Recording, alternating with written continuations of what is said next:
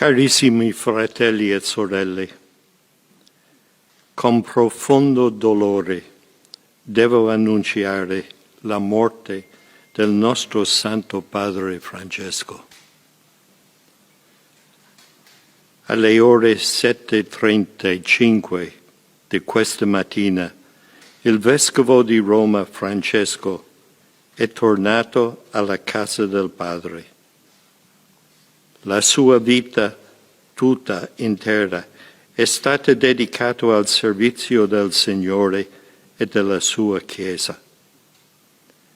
Ci ha insegnato a vivere i valori del Vangelo con fedeltà, coraggio e amore universali, in modo particolare a favore dei più poveri ed emarginati.